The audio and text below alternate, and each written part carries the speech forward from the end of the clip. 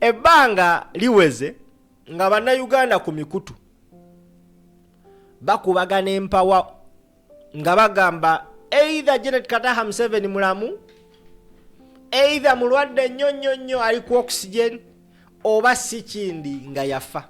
Era abantu badde bakola nnyo statements ku mikutu eja social media nga bagamba ekintu kyokka ekiyinza otukakasa nti tafanga kwe kuvaayo n'atukolera akavidiyo. Olunaku olw'ejjo ekifaananyi ekyo kyolaba ku screen kya trendinze nnyo na buli kati kikya trendinga. Eyo yabadde ensisinkana ya Janate Kataha Museveni, Patience Lwabogo kwossa ne mukyala wa Katonda Bishop Osborne eyazze mu Uganda ku mukolo gw'okutikkira Patience Lwabogo eyasomye n'akenkuka mu kubeera Bishop. Tambuza video.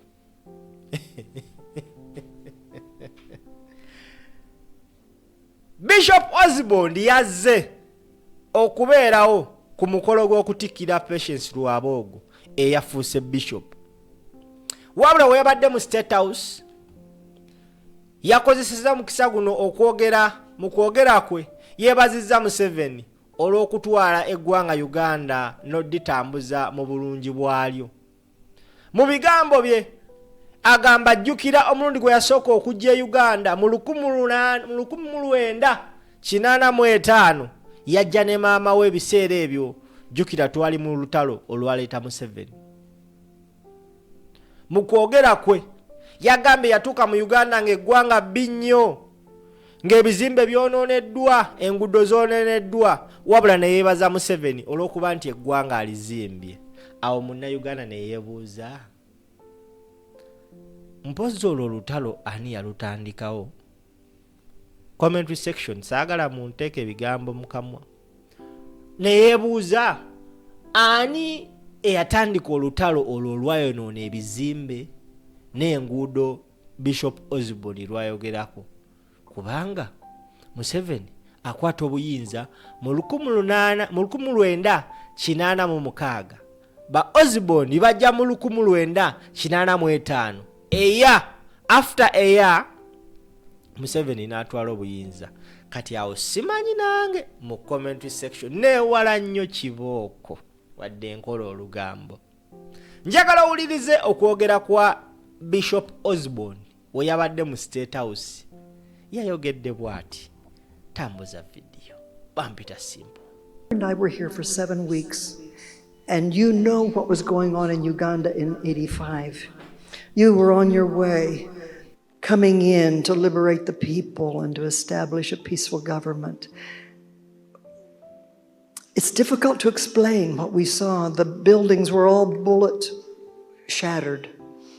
There were no paved streets in Kampala, dirt, big potholes, curfews at night, people being shot in the streets at night, wild dogs and vultures eating the bodies. I remember that very well. War is not pretty.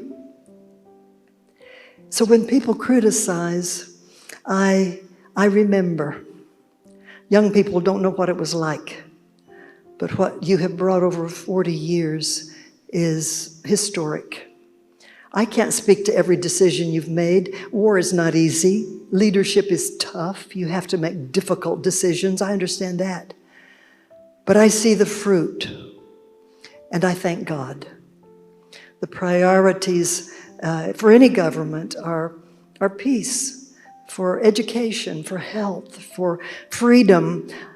I love even that the criticism voices can be heard. Freedom of speech is important, but freedom of religion is very important. And we see that here. And so I thank God. I thank you for your blessing that rests on this family, on the president, the difficult decisions he must make. Protect him. May he always be guided by your spirit. May the voices that rise against him be silenced. And may before his interim Bishop Osborne wenkomye, may the voices that rise against him be silenced. Awo kusala wenkomye ne ngamba naye singa Katonda ayamba buyambi n'ava mu Dr. Osborne abaana ne bamanya mumanya address yo mu nsi gy'ova. Omanyi bannayuganda beetooloola ensi, abaana bajja kukyalira Dr. Osborne. Ebigambo by'oyogedde oyinza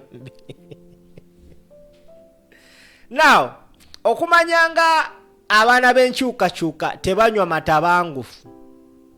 Ensonga y'okubika Janate Kataha Museveni bagambe kale yes mutusinze alabiseeko kubaffe kye twali twagala kumanya mazima kale yes tukkiriza mutusinze, naye ate era ebyokwogerako bikyali bingi. Asoose okuvaayo okukomentinga ku statement because after meeting Janate Kataha Museveni yavuddeyo n'akola statement ng'alaga nti ye azzeewo Katonda. Eyasoose okumulumba ku mukutu gwa X yabadde Stella Nyanzi. N'agamba nti poor girls in Uganda still miss school on days when they menstruate because their families cannot afford menstrual sanitation materials. If Janate Museveni really rose from the dead, can she make herself useful to poor Ugandan schoolgirls by fulfilling her husband's 2016 promise to eradicate menstrual poverty? Kaguta Museveni is a liar. No praying with white crusaders will establish menstrual dignity in Uganda. Museveni must go. Oyo bamuyita Stella Nyanzi Nalongo. Now, another Ugandan by the names of Mordecai Mulisa also went ahead ku XA n'awandiika a special letter to Janate Kataha Museveni oluvannyuma lw'akatambi ako fuluma. Yagambye ati, wuliriza video. Folks, Janate Museveni is cold-hearted. Wuliriza video. And before her worshippers start sharpening their keyboards, let me save us all some time. I don't worship Janate Museveni. I don't revere her. I'm not impressed by the first, and I have no interest in hero worship. So please, leave the worship at the door. Nagana Masonagama, for years, she has wrapped herself in the language of Christianity while standing beside a man whose regime has committed unspeakable atrocities of abduction, torture, enforced disappearance, and extrajudicial killings. Amugambye okumala ebbanga lya myaka na myaka olulimi lwa Janate Kataha Museveni lubadde lwa Christianity, naye ng'ayogera ku bya Christianity oba ebya Katonda abadde ng'asula asiiba, abeera n'omusajja atuusizza ku bannayuganda ebintu ebitagambika ng'okuwamba, okubonyaabonya, okubuzaawo n'okutta abantu. At some point, you have to ask, where does faith and covenant hypocrisy begin? In the struggle of freedom and democracy, betrayed Miriam Matembe lays bare what she saw as Janate's moral and religious contradiction. Janate presented herself as concerned about corruption. Yet, when Miriam Matembe confronted her about corruption involving people close to her, the concern suddenly seemed to disappear, and the issue was reframed around the Bahima. Akugamba nti mu lutalo lw'okulwanyisa obwenkanya mu ggwanga, Janate Kataha Museveni yali amu munywanyi we Miriam Matembe olukwe. Olumu Miriam Matembe yava n'amugamba ku bali b'enguzi abali close to Janate Kataha Museveni ensonga yagezaako gissa mu by'okusosola mu mawanga nti abahima beewalana nti mwe mutuwalana. Then came the carefully staged apology for the atrocities committed under her husband, misrule. She appeared remorsefully. Museveni even joined her in the apology. Ng'ovudde ku bigambo bye yayogedde ng'alaga nti yeenenyezza zze wa Katonda. Mordecai Mulisa akuzizzaayo emabega mujjukira akatambi akaafuluma nga Museveni yeetondera Abannayuganda byazzenga abakola akatambi ako ka trendinga nnyo, mostly the Baganda. And then what? Kyekyabawo. More abduction, more torture, more disappearance, more suffering. Now she is back presenting herself as a strong Christian.